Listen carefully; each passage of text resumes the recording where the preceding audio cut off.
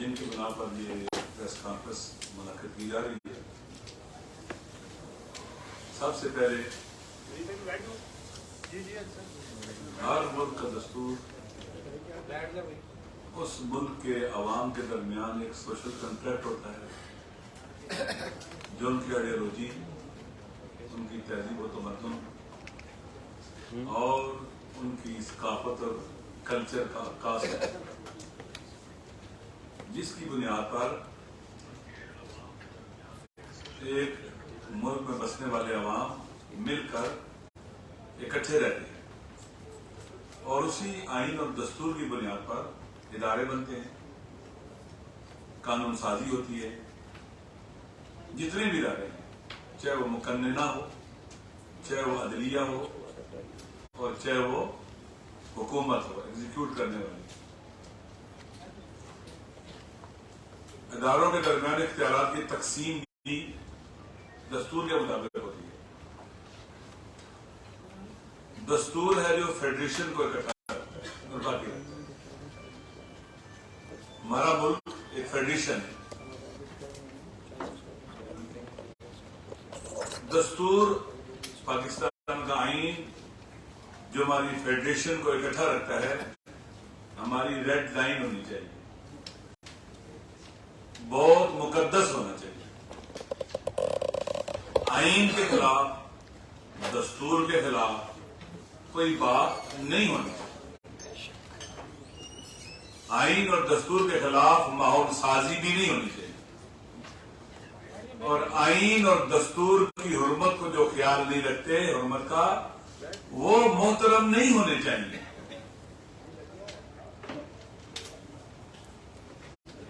پاکستان گزشتہ 1.5 سال کے قریب سے اس وقت تقریباً سرزمین بے آئین بنتا چلا جا رہا ہے، بن گیا۔ آئین بے حرمت ہو چکا ہے، اپنی قدر و قیمت کھو چکا ہے، یعنی فیڈریشن پر حملہ ہوا ہے۔ پاکستان ایک فیڈریشن ہے، فیڈریشن پر حملہ ہوا ہے، آئین کو بے وقت کر کے کوئی حیثیت ہی نہیں آپ کے سامنے، اور قانون 2 کوڑی کی بھی دے رہا۔ میں نے یہاں پر ایک دفعہ پہلے ایک بات عرض کی تھی، کافی عرصہ پہلے۔ ہمارے استاد کہتے ہیں کہ اگر کوئی آدمی ٹریفک کی ریڈ لائٹ کراس کرے، اسے روکا جائے اور اس کا دماغ چیک کیا جائے، یہ پاگل ہے، آنکھیں دیکھی جائیں، یہ اندھا ہے۔ اس نے قانون کو اتنا گھٹیا، پست اور حقیر کیوں سمجھا ہے؟ اس کا دماغ خراب ہے۔ ایک معاشرے، سوسائٹی میں رہتے ہوئے لا آف لینڈ کو وائیولیٹ نہیں کیا جاتا۔ ہمارے دین میں ہمارے تمام فقہا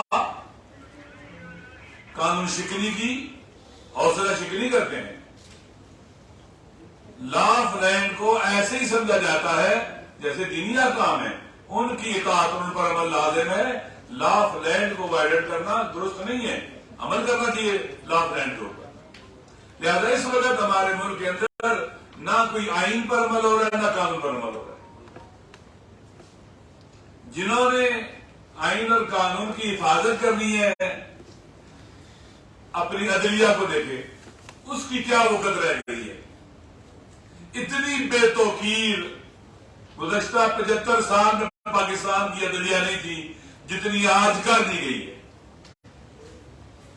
کوئی اس کا پرسان حال نہیں، کسی کا دل نہیں جلتا۔ آئے جس ملک میں عدالتیں کام نہ کر سکیں،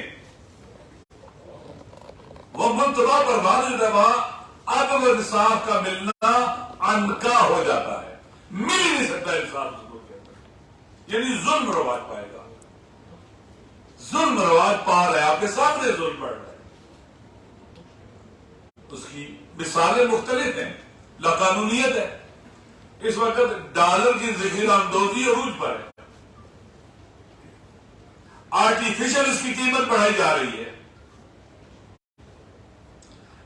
بعض خبریں ہیں، خبر صحیح بھی ہو سکتی ہے، درست بھی ہو سکتی ہے، کہ ہمارا دشمن ملک باقاعدہ پاکستان افغانستان کے ذریعے، ہمارے ملک کے ذریعے ڈالر خرید رہا ہے یہاں سے، اور ڈالر بڑھ جا رہا ہے یہاں سے.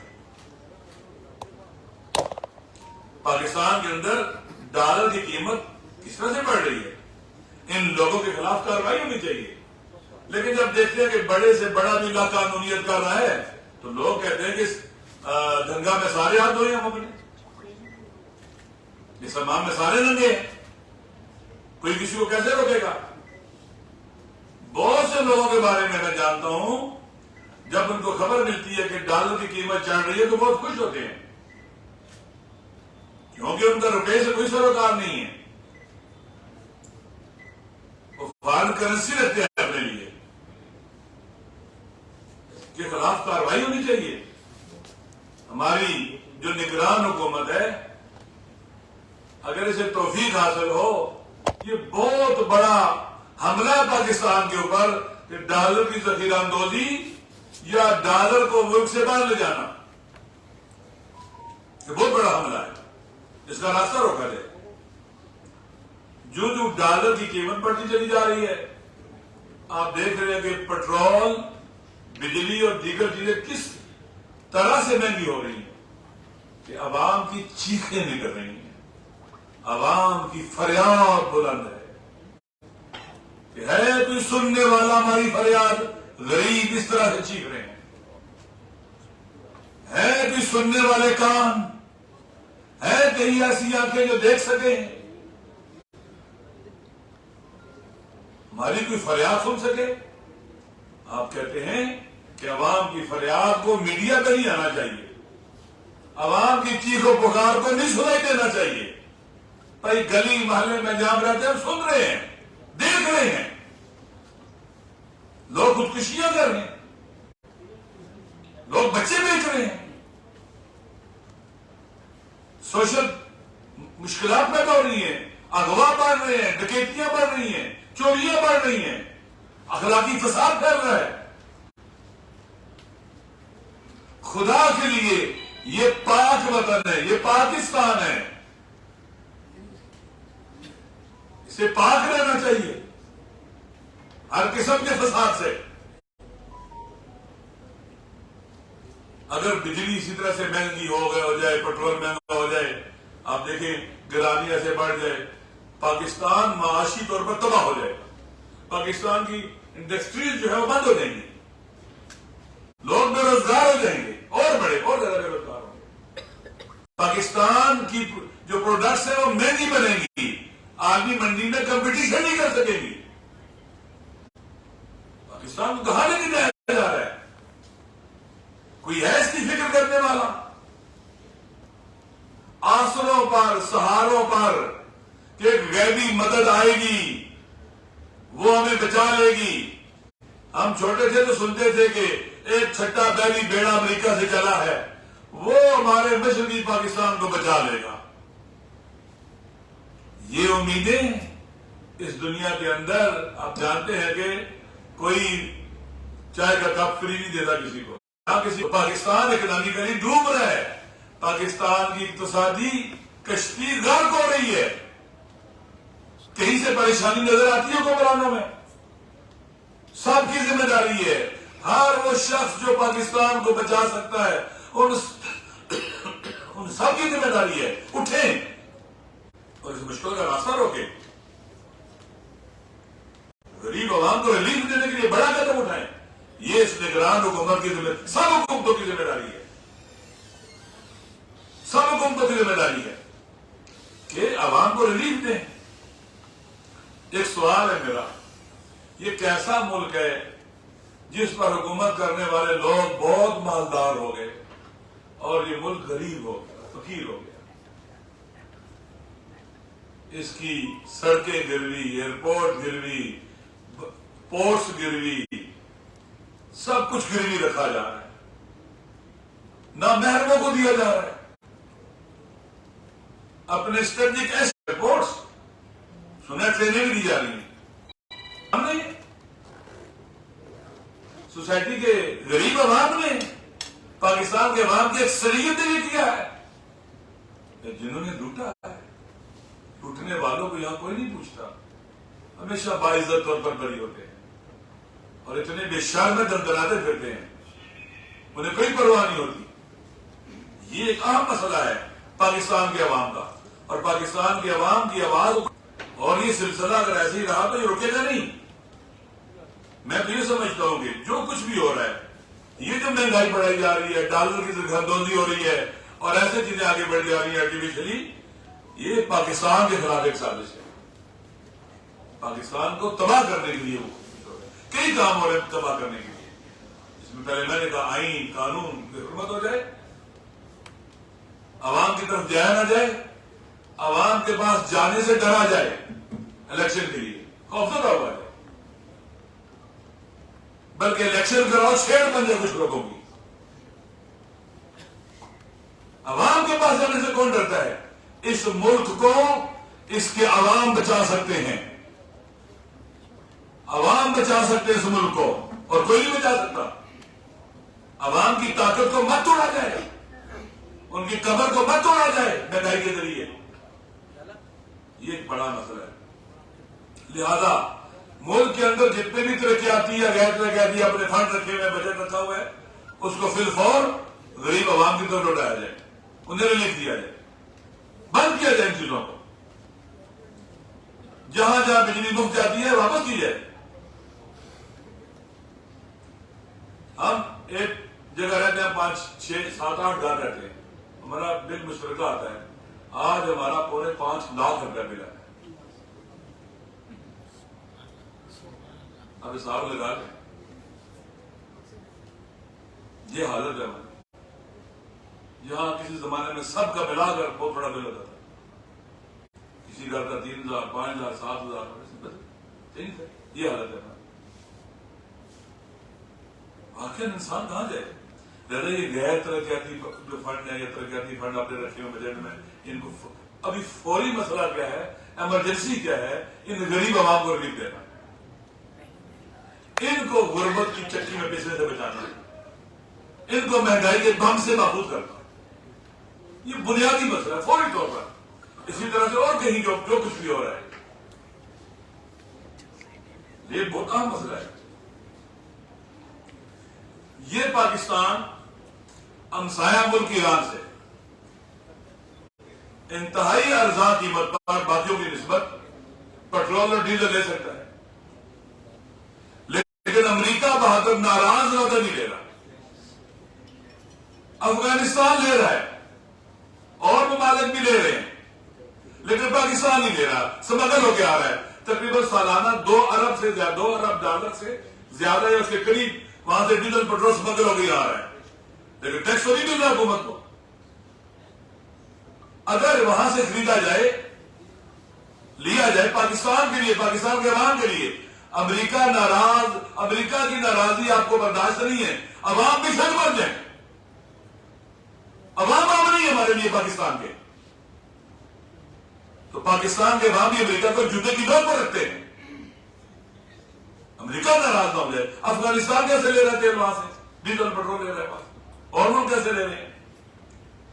وہاں سے گیس کی پائپ لائن بچھی ہوئی ہے, اس کو یہ حکومت ختم کر رہی ہے. خبروں میں آیا اتنی سستی گیس, بجلی سستی مل سکتی ہے وہاں سے. عراق کو دے رہے ہیں, افغانستان کو دے رہے ہیں, اور ملکوں کو دے رہے ہیں. ہمسایہ ملک سے سستی. اس وقت بھی پاکستانی میرے خیال میں 10-12 روپے کا لیٹر ہے وہاں پر ڈیزل پیٹرول, یہ 15 روپے کا ہوگا, اس سے زیادہ نہیں ہے. آپ کے ہمسایہ ملک مانگ لو ان سے, وہ آپ کی بڑی ضرورت پوری کر سکتے ہیں, گیس آپ کو سستی دے سکتے ہیں, اور پاکستان کی انڈسٹری کو بھی ریلیف مل سکتا ہے, عوام کو بھی ریلیف مل سکتا ہے, مہنگائی سے جان بھی چھڑوائی جا سکتی ہے. لیکن یہ نہیں کہہ رہے کہ امریکہ ناراض نہ ہو جائے. امریکہ ناراض نہ ہو جائے افغانستان سے تعلقات خراب کرنے, امریکہ ناراض نہ ہو جائے اپنے ہمسایوں سے تعلقات اچھے نہیں رکھنے خراب کرنے. بھائی امریکہ کو کیا تعلق ہے ہمارے ملک سے؟ یہ بہت خطرناک فوج ہے, اور واقعاً مرعوب لوگوں کی سوچ ہے. یہ پاکستانی عوام کی سوچ نہیں ہے. ہر کسی کو اپنا ملک پہلے ہوتا ہے, اپنے قومی مفادات پہلے ہوتے ہیں. کیسے ترکی ان سے گیس لے رہا ہے, کیسے عراق لے رہا ہے, کیسے انڈیا تیل لے رہا ہے ان سے, وہ بھی تو اسی دنیا کے ملک ہیں. لیکن آپ نے اپنے ملک کو ایسا بنایا ہوا ہے جیسے ہم امریکہ کی کوئی اسٹیٹ ہے. ہم امریکہ کی یہ درست نہیں ہے. عوام کو فوری ریلیف کے لیے کوشش کی جائے, نہیں تو ہم عوام کے ساتھ ہیں, ہمارا جینا مرنا عوام کے ساتھ ہے, ہم عوام کے ساتھ جیے گے بھی مرنے کے بھی. لیکن یہ چیزیں ناقابل برداشت ہیں. لوگ بچوں کا علاج نہیں کرا سکتے, دوا نہیں خرید سکتے. میرے پاس ایسے میسج ہے, یقین کریں, میسج دیں گے, تھوڑے دیر پیسے مانگیں گے اور ہاتھ باندھ ہے, نیچے ہاتھ باندھو. کتنے لوگوں کے میسج ہے, دوائی نہیں ہمارے پاس, مہنگائی ہو گئی ہے. یہ ایک بہت عام مسئلہ ہے ہمارے لیے. اسی طرح سے جو عام مسائل ہیں میں سے ایک مسئلہ آپ جانتے ہیں کہ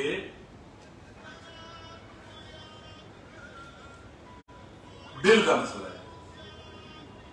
یہ تحفظ ناموس اہل بیت, تحفظ ناموس صحابہ اور امہات المومنین کا بل. ابھی جڑا والا میں آپ نے دیکھا کہ وہ ذاتی دشمنی کا شاخسانہ تھا, ابھی خبروں میں آ گیا ہے, اور اتنی بڑی تباہی مچ گئی. لوگ ایسے ہیں. آپ نے نہ اہل بیت کو ڈیفائن کیا, نہ صحابہ کو ڈیفائن کیا, نہ توہین کو ڈیفائن کیا. کیا توہین میں انٹینٹ ہونا چاہیے, میلافائڈ ہونی چاہیے, ملیشیس ہونی چاہیے, کیا توہین کی ڈیفینیشن نہیں کیا آپ نے. پھر آپ نے اس کے اندر ہر ایک آدمی کو اجازت دے دی اور FIR کٹوا سکتے ہیں, ہر بندہ. پھر پنشمنٹ کیپٹل کر دی ہے اور ناقابل ضمانت بھی کر دی ہے. آپ مجھے بتائیں, پاکستان جیسے ملک میں بھی آپ نے دیکھا ابھی ٹی وی کے حالات آپ کے سامنے, یہ اس بل کا شاخسانہ ہے. ایک حساس حالات جو بہت اہمیت کا حامل ہے, وہاں کی صورت آپ کے سامنے ہے. دیکھیے, میں نے پہلے کہا یہ مہنگائی بھی پاکستان پر وار ہے, اور یہ بل بھی پاکستان پر حملہ تھا, پاکستان کی سالمیت پر حملہ تھا. ایک جزیدی اور تخریبی ٹولے کی یہ سازش تھی, یہ ان کی پینیٹریشن ہے, نفوذ ہے, جس کے نتیجے میں آپ مجھے بتائیں بھئی یہ ایک مقدس بل تھا نا, بظاہر نام دے ہے نا, تو اس کے لیے 10-11 لوگ پاس کرنے چاہیے تھے. پاس کرنے کے لیے پارلیمنٹ کے اندر پوری پارلیمنٹ کو پاس کرنا چاہیے تھا نا. اور وہ مولانا چترالی صاحب نے کہا کہ میں تو انڈر کور یہ میں نے کیا ہے, چوری چھپے کیا ہے تاکہ بس نکل جائے. یہ کیا ایمرجنسی تھی آپ کو؟ کون آپ کے پیچھے لگا ہوا تھا؟ کون پاکستان کا دشمن؟ یقین کریں, افسوس کے ساتھ جانا پڑتا ہے, یہ وہی لوگ ہیں جن کے اجداد نے پاکستان بننے کی مخالفت کی. پھر سینٹ کے اندر جو آپ نے دیکھ لیا کیا کیا انہوں نے برا. سینٹ کے اندر جو کہتے جی کہ ایلڈر کا ہے, وہاں جناب والا بہت ہی بڑے, یعنی ایوان بالا, یہ ایوان زیرین تھا, وہ ایوان بالا, حماقت میں بالا. وہ ایسے بل پاس کیے جاتے ہیں, بلڈوز کیے جاتے ہیں, کسی کے اندر بھی شعور نہیں ہے, عقل نہیں ہے کہ ایک ایسا کام آپ کرنے جا رہے ہیں کہ گلی گلی کوچے کوچے لڑائی ہوگی, یہ اس پر FIR کٹوائے گا, اس نے بیت کی توہین کی ہے, وہ اس پر FIR کٹوائے گا, اور ایک دوسرے کے جناب ذاتی دشمنیاں کر گلی گلی کوچے کوچے. اور آپ نے یہ بھی کہا کہ اگر کسی نے جھوٹی FIR کٹوائی اس کو کیا سزا ملے گی؟ اس پر FIR کٹ گئی, یہ گرفتار ہو گیا, جیل چلا گیا, اب ضمانت نہیں ہوگی, اور کہاں پھر کدھر جائے گا؟ یہ پاکستان کی کورٹوں میں آپ کو پتہ ہے کیا حال ہے. لہذا ان تمام شیعہ سنی علماء, شخصیات, طبقات, میڈیا کے لوگ جنہوں نے اس خطرے کو بھانپا اور اپنی رائے دی, جس کے نتیجے میں اخباروں میں یہ خبر آئی ہے کہ یہ بل صدر صاحب نے واپس کر دیا کچھ ریزرویشن کے ساتھ.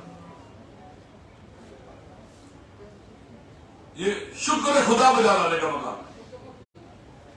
کہ تکفیری ٹولہ ہار گیا ہے اور پاکستان کے اندر اوکلا متبل لوگ وہ کامیاب ہوئے ہیں. پاکستان جیت گیا ہے. جو پاکستان کے ٹائگر پر کاری وار لگایا جاتا تھا وہ جیت گیا, بچ گیا پاکستان سے. یہ ایک وار ناکام ہوا ہے. اس میں تمام شیعہ سنی علماء شخصیات جو عقل مند اور باشعور ہیں جنہوں نے اس کی مخالفت کی, اور تمام شخصیات وہ دار کے مستحق ہے, تحسین کے لائق ہیں, ان کو سلام کرتے ہیں ہم لوگ. مجھے امید ہے کہ جو بھی اخباری خبروں میں آیا ہے یہ سچ اور صحیح ہے. لہذا ہم اس میں سب کا شکریہ ادا کرتے ہیں, تمام ریاستی اداروں کا جنہوں نے سپورٹ کیا اور اس بل کا راستہ روکا. جتنے بھی ہیں, جو بھی ہے, جہاں جہاں بھی ہے, ہم ان کا شکریہ ادا کرتے ہیں. یہ پہلے میں نے کہا کہ انتہا پسندی کی ہار ہے, تکفیریت کی ہار ہے, قتل و غارتگری کی ہار ہے, پاکستان سے دشمنی کی ہار ہے. جیت کس کی ہے؟ جدال کی, وحدت کی, یونٹی کی, بھائی چارے کی جیت ہے, محبت کی جیت ہے, پاکستان کی ریاست کی جیت ہے. اور انشاءاللہ مجھے امید ہے کہ اس سے پاکستان کے اندر بہتری آئے گی. انہوں نے تو وہ سوچا تھا کہ پاکستان کے اوپر کئی فالٹ لائن کو فعال کیا جائے اور پاکستان کو تباہ برباد کیا جائے. لوگ دستے گرباں ہوں, لڑتے رہے آپس میں, اور ہم اس گاؤں کے چودھری کی طرح ہوتے ہیں کہ لوگوں کو آپس سے پہلے لڑائیں, پھر جناب ان کو بلا کے سلو کریں, تھانے والوں سے ان کو لیٹر لگوائیں, پھر تھانے سے جا کے چھوڑوائیں ان کو, اس طرح سے.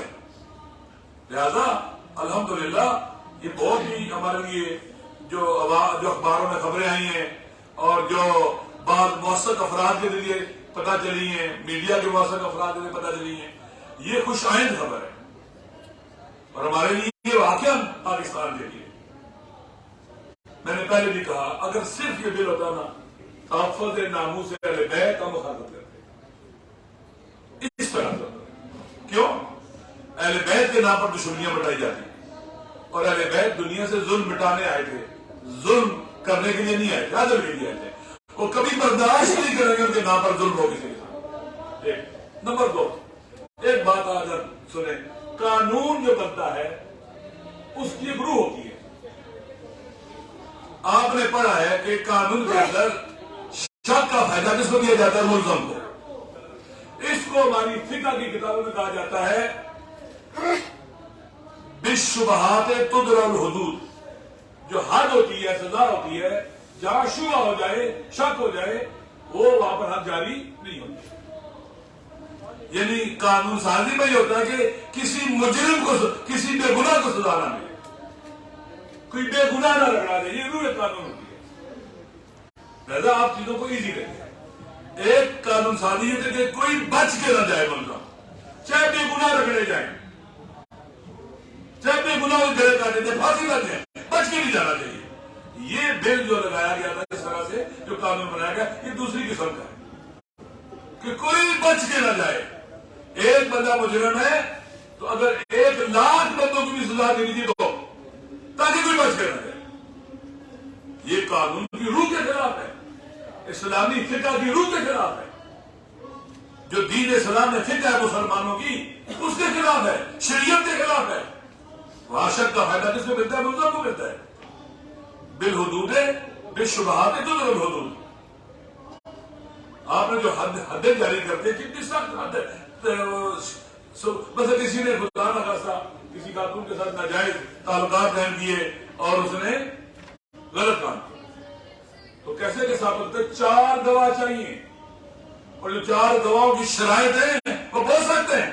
ولہٰذا سے کسی پر الزام لگا کہ اس نے ایسے کیا ہے اور اس کو سزا. ایسا نہیں ہے.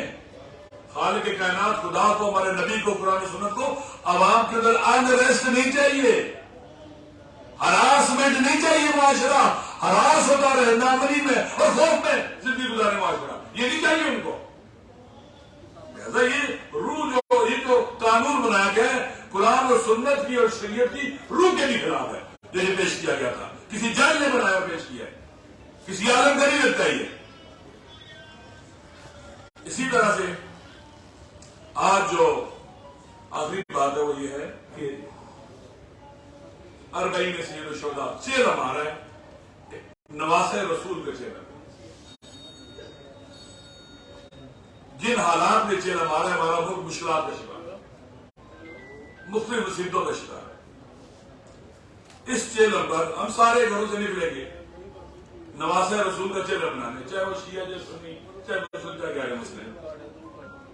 اور جب لوگ گھروں سے نکلتے ہیں جو دنیا میں میسج جاتا ہے کہ پاکستان کے اندر لوگ عوام موجود ہیں, انٹیکٹ ہیں اور لا تعلق نہیں ہے, کٹھے ہیں لوگ, عوام یونائٹ ہے عوام. اس لیے ضروری ہے کہ یہ جو چیلم کے ایام آ رہے ہیں انشاءاللہ آپ جانتے ہیں کہ یہ 40 میں سید الشہداء امام حسین علیہ السلام کا چیلم ہے ہمارے لیے عشق حسین کا دن ہے, عشق رسول خدا کا دن ہے, عشق اہل بیت کا دن ہے, اور سب شیعہ سنیوں کا ہے. ایک یونٹی اور وحدت کا دن ہے, ایک محبت اور بھائی چارے کا دن ہے, دوستی کا دن ہے. اس اعلان کا دن ہے کہ یزیدیت کی قسمت میں ہمیشہ ہار ہے اور جیت کا راستہ اور حسینیت کا راستہ ہے. اس دن نکلنا امام حسین کی شہادت عادل کے لیے تھی. یہ نہیں ہم عادل کے لیے جیئیں گے مریں گے, سچائی کے لیے کربلا والے نکلے تھے, ایثار و فداکاری کے لیے نکلے تھے. ہم ایثار کرنے, ہم ایثار و فداکاری کو سلام کرتے ہیں, ہم سچائی کو سلام کرتے ہیں, ہم غیرت اور حمیت کو سلام کرتے ہیں, ہم عدل کو سلام کرتے ہیں اور ہم عدل کے لیے اٹھیں گے ظلم کے خلاف. یہ دن ہمارے لیے اس قدر محترم ہے. اور انشاءاللہ آپ دیکھیں گے اس دفعہ کہ پورے پاکستان سے زن و مرد, چھوٹے بڑے, بچے بوڑھے سارے نکلیں گے, کیونکہ یہ جو 40 آ رہے ہیں بہت حساس ایام اور دنوں میں آ رہا ہے پاکستان کے اندر. اپنے وطن سے محبت کے اظہار کے لیے نکلیں گے, دشمنوں میں یہ پیغام دینے کے لیے نکلیں گے کہ پاکستان کے عوام میدان میں موجود ہیں اور کبھی تمہارے منصوبوں کو اور فتنوں کو کامیاب نہیں ہونے دیں گے. سب نکلیں گے انشاءاللہ, ہم خود اس میں موجود ہوں گے پاکستان کے اندر. آپ دیکھیں گے اور یہ شیعہ سنی یونٹی کا مظہر بھی ہوگا. یہ شیعہ سنی بھائی بھائی کٹھے ہاتھوں میں ہاتھ دیے سبیلے لگا رہے ہیں, پانی دے رہے ہیں امام حسین علیہ السلام کے نام پر گھروں سے باہر نکلنے والوں کو, اہل بیت رسول کے ماننے والوں کو پانی سبیلے. یہ ہمارے علاقے کی ریت رہی ہے بر صغیر کی اور پاکستان کی. لہٰذا انشاءاللہ یہ بہت اہم مسئلہ ہے ہمارے لیے. آخری بات, گلگت اور بلتستان کے لوگ جو ہے نا محرومیت کا شکار ہے. آپ کو پتا ہے کہ آج تک انہیں اہمیت بک نہیں ملے. NFC وارڈ میں کوئی حصہ نہیں, کوئی حصہ نہیں. دوسرے درجے کے شہری بنائے گی. وہ سرزمین نے خود اپنے زور بازو سے ڈوگرا راج سے بات کری اور پاکستان کے ساتھ اللہ کی بات کی, لیکن ان کو کچھ نہیں ملا. ان کی زمینوں پر قبضے ہوئے خاصا سرکار کے نام پر. مشکلات ہیں, انفراسٹرکچر بھی بنایا گیا, وہاں پر مشکلات رہی ہیں. جی بی کے اندر, وہ جی بی کے اندر جو عوام کو خود اپنے علاقے میں آ کے رائے کی حکومت ہوتا ہے وہ بھی چھینا گیا. 4 مجھے آج وہاں سے بتایا کہ 4 تقریباً کیا اسے کہتے ہیں کہ وہ جو سیکٹری ہیں وہ ان کے لیے ممنوع علاقہ ہے. مثلا سیکٹری فنانس ہے, میں نے لکھی تھی, میں پڑھ کے سنا دیتا ہوں. یہ جو ان کے لیے ممنوع علاقے ہیں, فائنانس ممنوع علاقہ ہے, ڈیولپمنٹ کا علاقہ ممنوع ہے ان کے لیے, ہوم سیکٹری کا نہیں ہو سکتا ہے, ایڈیشنل کی سیکٹری کا نہیں ہو سکتا ہے, اور ورکس اینڈ ڈیولپمنٹ کا جو سیکٹری کا نہیں ہو سکتا ہے, جی بی کا نہیں ہو سکتا. کیوں نہیں ہو سکتا؟ یہ مسائل ہیں وہاں کے لوگوں کے, ان کی مشکلات ہے, وہ محب وطن ہیں. ایسا ماحول نہ بنائے کہ ہمارے دشمن کو فائدہ ہو, انڈیا کو فائدہ ہو. ہوش کے ماحول لینے چاہیے. جب وہ استبداد سے وہاں کے لوگوں کو دل نہیں جیتے جا سکتے. وہ جب گھٹ کے جب پاکستان کے ساتھ بننا چاہتے ہیں, جبکہ مختلف صوبوں کے اندر لوگ کہتے ہیں پاکستان کا حصہ نہیں بننا چاہتے, جدا ہونا چاہتے ہیں. وہ کہتے ہیں حصہ بننا چاہتے ہیں, تو کوئی بات نہیں سنتا. بجائے سے کیا کہ وہاں کی حکومتوں کو ٹپل کیا جاتا ہے, عوام کی الیکٹڈ گورنمنٹ کو اٹھایا جاتا ہے, گرایا جاتا ہے. کیوں آپ ایسا کرتے ہیں؟ آپ کے نزدیک عوام کی رائے کا 2% کی بھی اہمیت نہیں ہے, اعتبار نہیں. اب وہاں کے عوام محروم ہیں, ان پر ظلم ہو رہا ہے 75 سال سے. ان کے حقوق پامال ہو رہے ہیں، وہ دوسرے تیسرے درجے کے شہری بنائے گئے ہیں، ان کے اندر غصہ ہے، ان سے محبت کرو. وہاں اس وقت شدید مالی بحران ہے، جی بی کے اندر شدید مالی بحران ہے، وفاق انہیں پیسے نہیں دے رہے. اس لیے میری گزارش ہے آخری بات کہ میں پاکستان کی موجودہ نگران حکومت اور ہمارے مقتدر حلقے، ہماری اسٹیبلشمنٹ کے اندر جو موجود مقتدر شخصیات ہیں، آئے پاکستان کے اندر ریکنسیلیشن کے لیے کام کریں، آئے اس وطن کو دلدل سے نکالنے کے لیے بیٹھے ہوں. پاکستان کے سارے سیاستدان بیٹھے، انا اور غرور کے گھوڑے سے نہیں چڑھ رہے. پاکستان کو بچانے کے لیے سب آگے نکلنا ہوگا، اکٹھے ہونا ہوگا. اگر اسی طرح سے آپس میں رہتے رہے، خاک بدہن، ایک تھا ٹیٹر ایک بٹیر، لڑنے میں تھے دونوں شیر، لڑتے لڑتے ہو گئی گم، ایک ہی چونچ اور ایک ہی دم، کچھ نہیں بچے گا. عابد صاحب، آپ نے بجلی کے حوالے سے بتایا، پیٹرول مہنگائی کے حوالے سے بتایا، تو مجلس قیادت المسلمین ملک گیر کو احتجاج کرے گی اس مہنگائی کے خلاف، یا صوبوں کے سطح پہ؟ دیکھیں، میں نے کل پرسوں بھی کہا تھا، آپ پورے ملک میں یہ ایک عوامی حق ہے، عوام مظلوم ہے، چکی میں پس رہے ہیں، ہم ان کا ساتھ دینے کے لیے نکلیں. حضرت یہ بتائیے گا کہ آپ کو اس بل کے اوپر اعتراض ہے بنیادی طور پہ. آپ نے کہا کہ اس میں گواہی نہیں ہوتی، اس وجہ سے مظلوم لوگوں کو سزا ہو جاتی ہے، لیکن سوشل میڈیا کے اوپر ہم نے دیکھا کہ ایک دوسرے کے خلاف توہین کرتے ہیں، تو جو لوگ ثابت ہو جاتے ہیں اس طرح کا کام کرنے میں، ان کے لیے آپ کیا سزا تجویز کریں گے؟ میں کہتا ہوں ہر وہ سزا جو شریعت میں دی گئی ہے، ہمارے آئین میں کیا لکھا کہ کوئی بھی قانون قرآن اور سنت کے خلاف نہیں ہوگا. جو شریعت میں سزا ہے، ہمارے فقہائے اسلام نے قرآن اور سنت سے لے کر بیان کی ہے، اس کو سزا ملنی چاہیے. وہ تو ایک عام بندے کی تو ان کرنا حرام اور گناہ ہے، ایک عام بندے کی. سر آپ یہ بتائیں، اب ویڈیو کا دور ہے، الیکٹرانکس کا دور ہے، آپ کہتے ہیں گواہوں تو پرانے زمانے کی بات تھی، نبی صلی اللہ علیہ وسلم نے کہا کہ گناہ کریں گے 4 گواہ لائیں. اب تو سب کچھ سامنے آ جاتا ہے، تو ان کو سزا ہونی چاہیے ایسے لوگوں کو جو غلط کام کر رہے ہوتے ہیں. دیکھیں، اگر کوئی چیز واقعا ثابت ہے، دیکھیں کورٹ کے اندر اسلامی فقہ کے اندر، دیکھیں اسلامی فقہ کے اندر مختلف جہاں حدود جاری ہوتی ہیں، ان کے اس بات کے لیے، ان کے ثبوت کے لیے باقاعدہ اس کی کچھ شرائط رکھی گئی ہیں.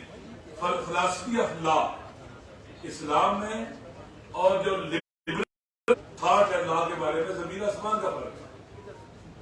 درست ہے، ہمارے یہاں ہاتھ کاٹتے ہو کہ ہاتھ نہیں کاٹتے. لہذا سزا کا جو طریقہ، حدود کے اس بات کا جو طریقہ، یا جرم کے اس بات کا طریقہ جو قرآن و سنت میں ہے، وہ 4 دن کے لیے نہیں ہے، وہ قیامت تک کے لیے. ہمارے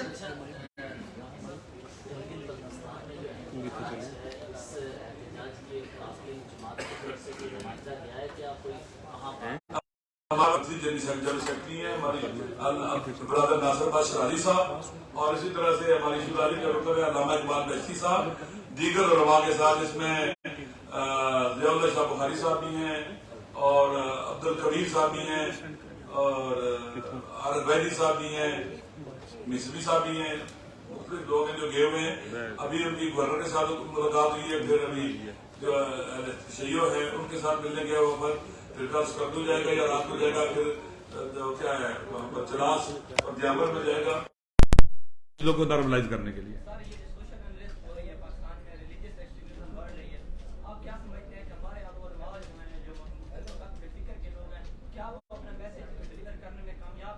دیکھیں میں ایک بات بتاؤں، یہ جو ایکسٹریمسٹ محدود لمیٹڈ ہوتے ہیں. آپ مجھے بتائیں کہ پاکستان میں لشکر علماء نے بنائے ہیں، تکفیری ٹولے علماء نے بنائے ہیں. بھائی اس وقت کے ریاستی اداروں نے بنائے ہیں، ان کی فنڈنگ کی ہے، ان کو پیسے دیے ہیں، ان کو اسلحہ تھمایا ہے. انہوں نے پاکستان میں ہزاروں لوگوں کو مارا ہے. کسی ایک کو پھانسی لگایا انہوں نے، مجھے بتائیں. اسی جی بی میں جاتے ہوئے لوگوں کو بسوں سے اتار کر شناختی کارڈ دے کے مارا گیا. ایک قاتل کو سزا ملی ہے. ابھی پھر ان کو سپورٹ کیا جا رہا ہے، استحکام پاکستان کی ریلیاں نکالو. بھائی پاکستان کے اندر کہ جو بھی جیلی ایف آئی آر کٹوائے گا وہ خود اس جرم کا مجرم مرتکب قرار پائے گا. لکھے کوئی راستہ نکالے نا تاکہ کسی کو کوئی کیا اسے کہتے کہ غلط بندہ بچے بھی اور بے گناہ بندہ رگڑا نہ جائے. یہ بنے. اچھا علامہ صاحب، سوشل میڈیا پر گلگت بلتستان کے حوالے سے بڑی افواہیں ہیں کہ وجہ سے خانہ جنگی والا ماحول ہے، تو یہ کلیئر کر دیں. دیکھیں پاکستان کا بلتستان آپ کو پتا ہے، وہاں جیل میں چلے جائیں، جیل میں ایک بندہ بھی شاید نہ ہو. میں ایک دفعہ گیا تھا، 5-6 بندے تھے، ایک بھی گلگت بلتستان کا نہیں تھا. وہ پرامن علاقہ ہے، صدیوں سے لوگ جی رہے ہیں. اگر مٹھی پر دہشت گرد ٹولے کو، وہاں بھی طالبان بھی موجود ہیں، داعش بھی وہاں پر مختلف علاقوں میں موجود ہے، اگر ان کا راستہ روکا جائے دہشت گردوں کا اور انتہا پسندوں کا، تو وہ تو لوگ آپس میں نہیں لڑتے. مسئلہ یہ ہے کہ جب آپ ایک انتہا پسند ٹولے کو سپورٹ کرتے ہیں، اس کو حوصلہ دیتے ہیں، پھر وہ رولا ڈالتا ہے، مشکلات کھڑی کرتا ہے. اسلحے والے کو جب کوئی ایک قاتل کو سزا نہیں ملے گی ایک دفعہ، وہ دوبارہ ایک نہیں کرے گا، 4 قتل کرے گا. پھر اسے پتہ ہے کچھ بھی نہیں ہونے والا.